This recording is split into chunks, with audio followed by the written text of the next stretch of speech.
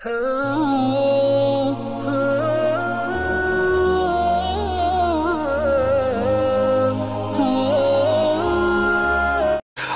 वालेकुम दोस्तों, कैसे हो? उम्मीद है कि सब खैरियत से होंगे। अल्लाह आप लोगों को ऐसे ही खुश रखे। सरकार दो आलम सल्लल्लाहु अलैहि वसल्लम की पूरी जिंदगी पर बनने वाली वीडियो सीरीज जिसका नाम मोहम्मद सब के लिए है सल्लल्लाहु अलैहि वसल्लम, ये उसका 41वां हिस्सा यानी पार्ट 41 है। थोड़ा हम रिकैप कर लेते हैं कि हमने 40वें हिस्से में क्या सुना। हमने 40वें हिस्से में सुना कि मदीना में आपका पहला दिन कैसे गुजरा। फिर हमने सुना कि मदीने की तारीख और हिस्ट्री क्या है। मदीने का नाम यसरब था तो क्यों था, और फिर मदीना कैसे पड़ा।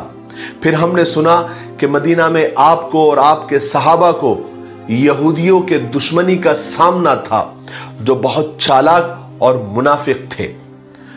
मदीना में बीमारियां, आबो हवा बहुत ज्यादा खराब थी।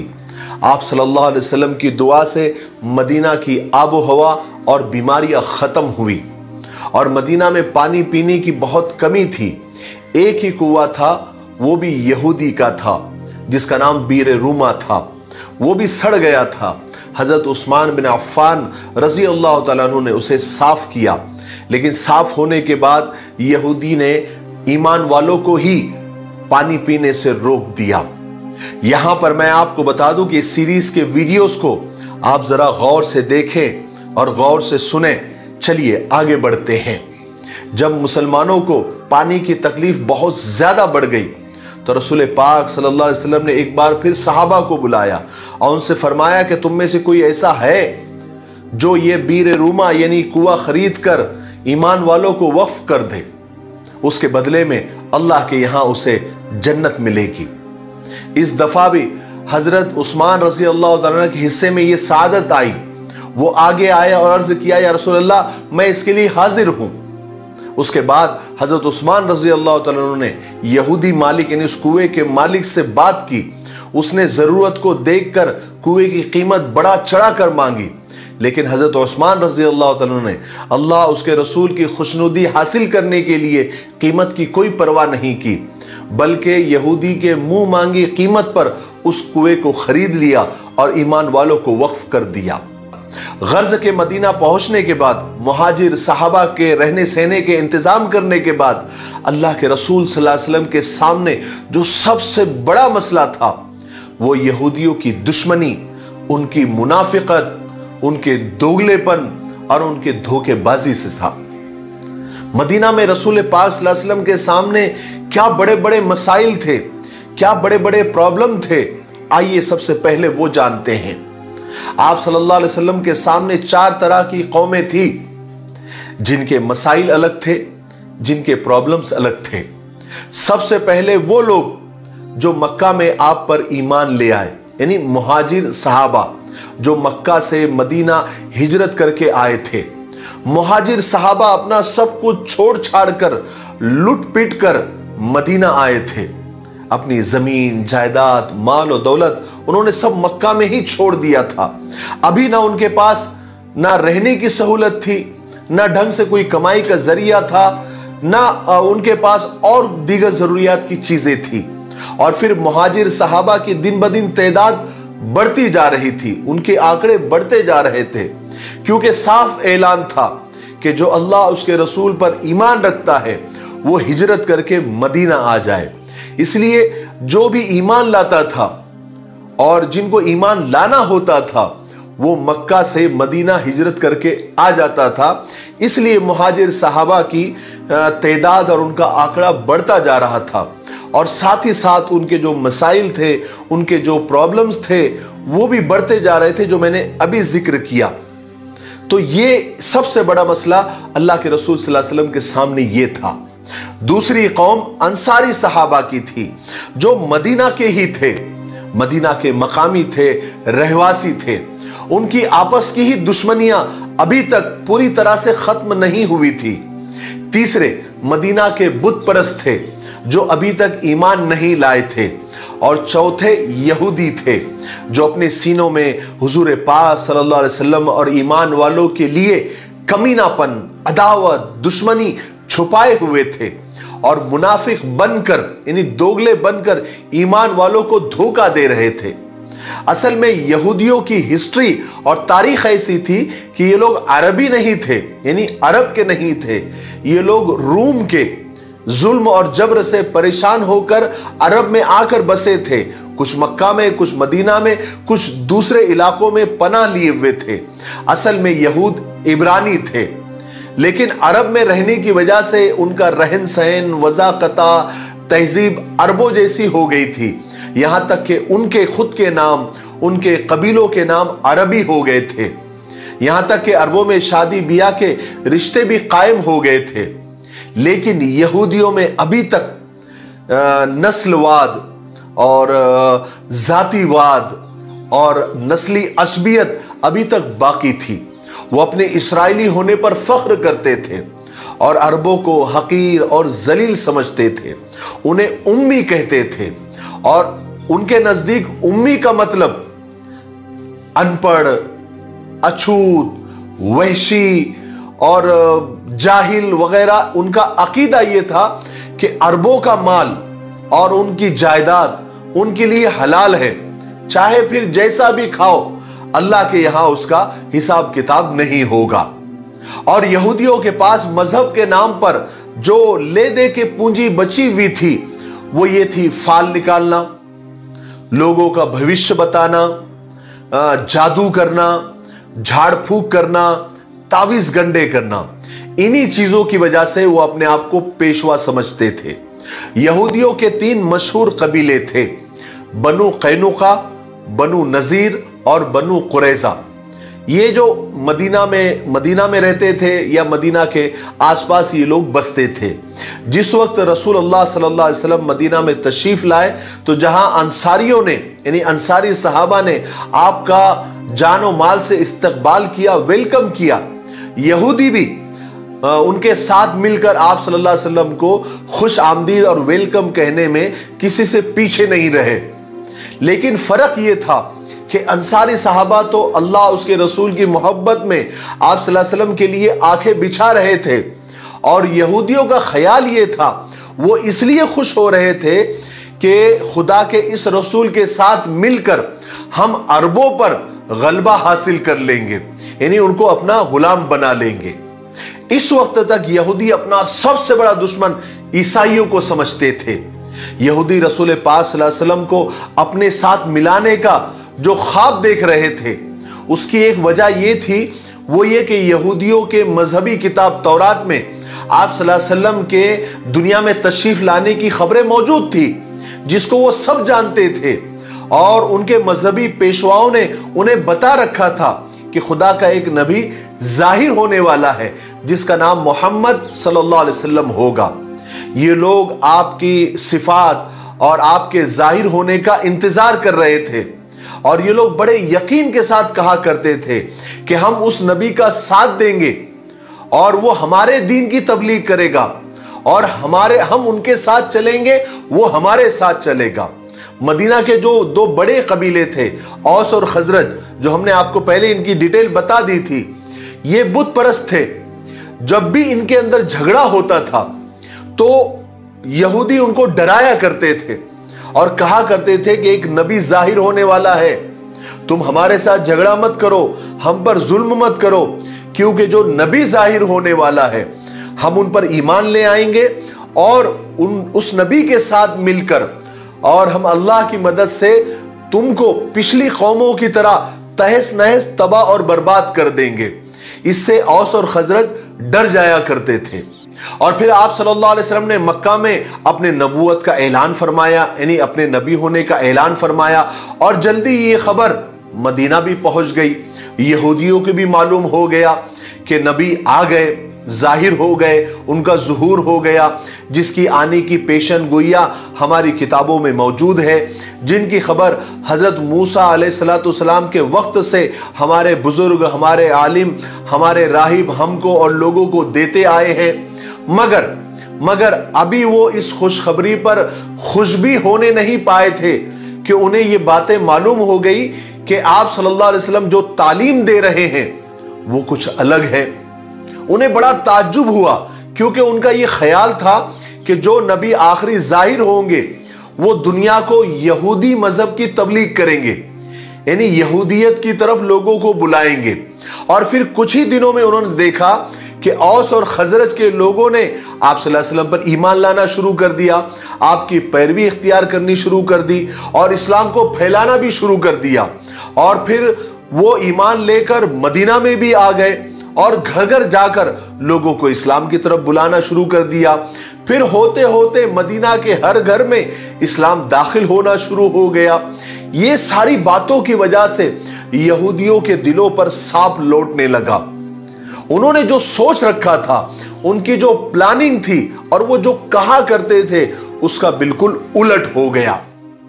कहा तो यहूदी औस और खजरज के लोगों को उस नबी का नाम लेकर डराया करते थे, और कहां अभी हालत हो गई, वो बैठे बैठे सब देखते रह गए और काया पलट गई। और औस और खजरज के लोग एक एक करके रसूल पाक सल्लल्लाहु अलैहि वसल्लम की उम्मत में शामिल होते चले गए। आखिर यसरब की सरजमीन का सितारा चमक उठा। पैगंबर खुदा रसूल पाक सल्लल्लाहु अलैहि वसल्लम ने मक्का को छोड़ दिया और हिजरत फरमाकर यसरब तशरीफ ले आए। वही यसरब जिसे यहूदी अपने मजहब और अपने हुकूमत का मरकज बनाने का ख्वाब देख रहे थे, अब वो मदीनतुर रसूल बन गया, यानी रसूल पाक सल्लल्लाहु अलैहि वसल्लम का शहर बन गया और इस्लामी हुकूमत का मरकज बन गया। और यहूदी देखते रह गए। वो ये भी देखते थे कि नबी करीम सल्लल्लाहु अलैहि वसल्लम कुरान पाक की आयतें तिलावत फरमा रहे हैं और औस और खजरज के मुसलमान आप सल्लल्लाहु अलैहि वसल्लम के दीदार से, आपकी जियारत से अपने आंखों को ठंडा कर रहे हैं। तो यहूदी बहुत ज्यादा मायूस हो गए। उन्होंने समझ लिया कि हमारी उम्मीदें गलत थी। हालांकि वो जानते थे कि मोहम्मद सल्लल्लाहु अलैहि वसल्लम ही वही नबी है जिनका जिक्र हमारी किताबों में है। उधर वो अपने मजहबी पेशवा और आलिमों के साथ बैठकर इस बात की तस्दीक करते थे, इस बात का इकरार करते थे कि मोहम्मद ही आखिरी नबी है जिनका तौरात में जिक्र है। मगर इसके बावजूद भी वो आप सल्लल्लाहु अलैहि वसल्लम का साथ देने के लिए तैयार नहीं हुए, सिर्फ इसलिए कि इस्लाम उन बुराइयों से रोकता था जिनको इन्होंने मजहब का नाम देकर इख्तियार किया हुआ था। इसलिए वो अब इस्लाम के दुश्मन बन गए। उन्होंने मिलकर यह फैसला किया कि वो हर तरह से मुसलमानों का और पैगंबर खुदा को तंग करेंगे और आप सल्लल्लाहु अलैहि वसल्लम के और सहाबा के कामों में रोड़े अटकाएंगे और इस्लाम के खिलाफ साजिशें करेंगे। इस्लाम से पहले मदीना में यहूदी सबसे ज्यादा ताकतवर और दौलतमंद थे और पूरे इलाके पर उनका इख्तिदार और सरदारी थी। जब यहां इस्लाम की रोशनी फैली और रसूल पाक सल्लल्लाहु अलैहि वसल्लम ने इस शहर को इस्लाम का और अपना मरकज बना लिया, तो यहूदियों को अपनी इज्जत का, अपनी इख्तिदार का और अपनी सरदारी का चिराग गुल होता हुआ नजर आया। इसी खतरे से उन्होंने इस्लाम और मुसलमानों के खिलाफ साजिशें करना शुरू कर दी। और एक वाकया ऐसा पेश आया जिससे यहूदियों का रहा सहा इत्मीनान और सुकून भी खत्म हो गया। वो अपने तरफ से बिल्कुल ही मायूस हो गए। हुआ ये वाकया ये था कि हुसैन बिन सलाम यहूदियों के सबसे बड़े मजहबी आलिम और पेशवा थे। जब मदीना में नबी करीम सल्लल्लाहु अलैहि वसल्लम का चर्चा हुआ और लोगों की जबान पर आप सल्लल्लाहु अलैहि वसल्लम का नाम आने लगा, तो हजरत हुसैन ने लोगों से आप सल्लल्लाहु अलैहि वसल्लम की अलामतें पूछी, निशानियां पूछी जो आप सल्लल्लाहु अलैहि वसल्लम की जियारत कर चुके थे। तो अलामतें और निशानियां हूबहू वही थी जो हजरत हुसैन ने अपनी मजहबी किताबों में पढ़ी हुई थी। जब हुजूर पाक सल्लल्लाहु अलैहि वसल्लम ने हिजरत फरमाई और आप सल्लल्लाहु अलैहि वसल्लम कुबा में पहुंचे, तब एक शख्स ने मदीना में आकर हजरत हुसैन को यह खबर सुनाई थी। उस वक्त हजरत हुसैन अपने बागीचे में एक दरख्त पर चढ़कर फल तोड़ रहे थे। दरख्त के नीचे उनकी फूफी खालिदा बिन हर्स या हिर्स बैठी हुई थी। हजरत हुसैन ने जैसे ही रसूल पाक सल्लल्लाहु अलैहि वसल्लम की तशरीफ आवरी की खबर सुनी कि आप कुबा में तशरीफ ले आए हैं, तो उन्होंने फौरन जोर जोर से तकबीर कही, अल्लाहु अकबर, अल्लाहु अकबर, यानी अपनी खुशी का इजहार किया। तो उनकी फूफी को हजरत हुसैन के मुंह से ये जब तकबीर सुनी तो उन्हें बड़ा नागवार गुजरा। उन्होंने नापसंद किया और कहा कि हुसैन, खुदा तेरा नाश करे, मेरा ख्याल है कि मूसा इब्ने इमरान यानी हजरत मूसा के आने की भी तू खबर सुनता तो इससे ज्यादा तुझे खुशी नहीं होती। तो हजरत हुसैन ने कहा कि फूफी, खुदा की कसम, ये मोहम्मद मूसा इब्ने इमरान के ही भाई है, वही दीन लेकर आए हैं जो वो दीन लेकर आए हैं। तो खालिदा को बड़ी हैरत हुई। उन्होंने पूछा, हुसैन, क्या वाकई ये वो नबी है जिनके बारे में हमें बतलाया गया है, हमारी किताबों में लिखा है? हुसैन ने कहा कि हाँ। खालिदा ने कहा कि फिर ठीक है। उसके बाद हजरत हुसैन सीधा रसूल पाक सल्लल्लाहु अलैहि वसल्लम की खिदमत में हाजिर हुए और ईमान को कबूल किया। चुनांचे हजरत हुसैन बिन सलाम के इस्लाम कबूल करने के बाद उनका पूरा घराना मुसलमान हो गया और हजरत हुसैन बिन सलाम का इस्लामी नाम अब्दुल्ला रखा गया। हजरत अब्दुल्ला बिन सलाम ने यहूदियों से अपने इस्लाम को छुपाए रखा। एक दिन वो हुजूर पाक सल्लल्लाहु अलैहि वसल्लम की खिदमत में हाजिर हुए और अर्ज किया कि या रसूलल्लाह, मेरी कौम यानी यहूदियों की कौम बड़ी झूठी और मक्कार है। मैं उसका एक नमूना आपको बताना चाहता हूं। मैं चाहता हूं कि आप मुझे अपने कमरे में, अपने घर में किसी जगह छुपा दे, फिर यहूदियों को बुलाकर मेरे बारे में सवाल कीजिए कि वो मुझे कैसा समझते हैं, मेरे बारे में उनका क्या ख्याल है, लेकिन मेरे इस्लाम लाने के बारे में उन्हें कुछ न बताना। अगर उन्हें पहले ही मेरे मुसलमान हो जाने की खबर हो गई तो वो आपको सही नहीं बताएंगे, बल्कि मुझ में ऐब निकालेंगे, बहतान बांधने शुरू कर देंगे। आप सल्लल्लाहु अलैहि वसल्लम ने हजरत अब्दुल्ला बिन सलाम के कहने के मुताबिक उन्हें अपने घर में छुपा दिया। फिर यहूदियों को बुलाया। जब यहूदी आए तो आप सल्लल्लाहु अलैहि वसल्लम ने उनसे पूछा कि तुम में हुसैन बिन सलाम कैसे समझे जाते हैं, तुम्हारा क्या ख्याल है उनके बारे में, वो कैसे आदमी हैं? इस पर यहूदियों ने हजरत हुसैन बिन सलाम की तारीफों के पुल बांध दिए, उनकी तारीफें शुरू कर दी। कहने लगे, वो हमारे सरदार हैं, हमारे सरदार के बेटे हैं, बहुत बड़े आलिम हैं, हमारे मजहबी पेशवा है, हम उनकी बड़ी इज्जत करते हैं। बस वो उनकी तारीफ कर ही रहे थे। वो ये सब उनके तारीफ में कह ही रहे थे कि हजरत हुसैन बिन सलाम, जो अभी अब्दुल्ला बिन सलाम बन चुके थे, अचानक कमरे से बाहर निकल आए और सबके सामने आकर खड़े हो गए और चिल्लाकर कहने लगे, यहूदियों, अल्लाह से डरो। जो कुछ रसूल पाक सल्लल्लाहु अलैहि वसल्लम तुम्हारे पास लेकर आए हैं उसे कबूल करो, इसलिए कि तुम जानते हो कि ये खुदा के पैगंबर हैं। इनका नाम, इनकी तमाम निशानियां तुम अपनी किताब तौरात में पढ़ चुके हो। मैं तो गवाही देता हूं कि ये खुदा के रसूल है और मैं उन पर ईमान लाता हूं। इस पर सारे यहूदी जो अभी तक उनकी तारीफ कर ही रहे थे, अचानक पलट गए, एकदम बिगड़ गए, गिरगिट की तरह रंग बदल दिया और कहने लगे, नहीं नहीं, ये तो बहुत झूठा है, ये तो बहुत मक्कार है, ये तो ऐसा है, ये तो वैसा है, तरह तरह के ऐब निकालने लग गए। ये देखकर हजरत अब्दुल्ला बिन सलाम ने रसूल पाक सल्लल्लाहु अलैहि वसल्लम से अर्ज किया, या रसूल अल्लाह, मैं ना कहता था ये बड़े झूठे हैं, बड़े मक्कार हैं, इन्हें रंग बदलने में वक्त नहीं लगता। उसका नमूना आपने देख लिया, ये कभी भी किसी भी वक्त रंग बदल सकते हैं, क्योंकि ये बहुत झूठे हैं, बहुत बड़े मक्कार हैं।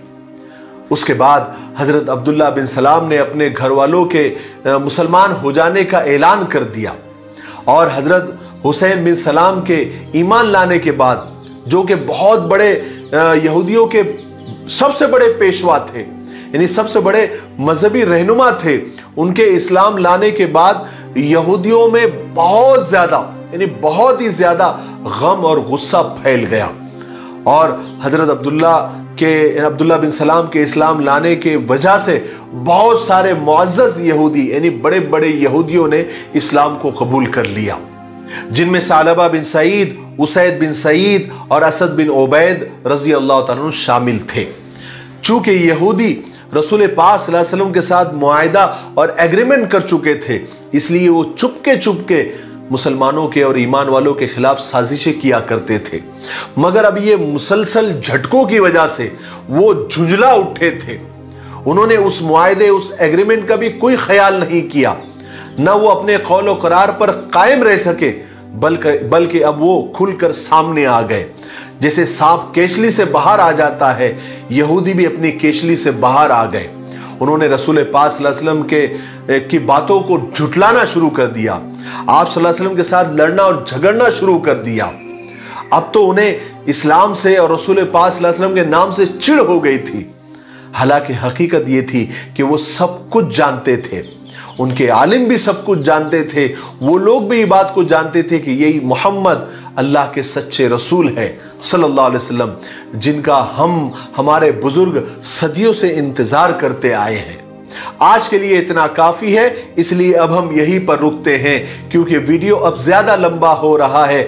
आने वाले 42वें हिस्से में यानी पार्ट 42 में हम यहूदियों की साजिशों के बारे में ही सुनेंगे। आगे एक बहुत बड़ी मुसीबत, एक बहुत बड़ी आफत आप सल्लल्लाहु अलैहि वसल्लम का और सहाबा का इंतजार कर रही थी, और एक बहुत बड़ा मुनाफिक, एक बहुत बड़ा दोगला उभर के सामने आया, जिसने इस्लाम को, मुसलमानों को और आप सल्लल्लाहु अलैहि वसल्लम को दिली तकलीफ दी, बड़े बड़े धोखे दिए। उसके बारे में इंशाअल्लाह हम कल सुनेंगे। तब तक आप थोड़ा इंतजार करें।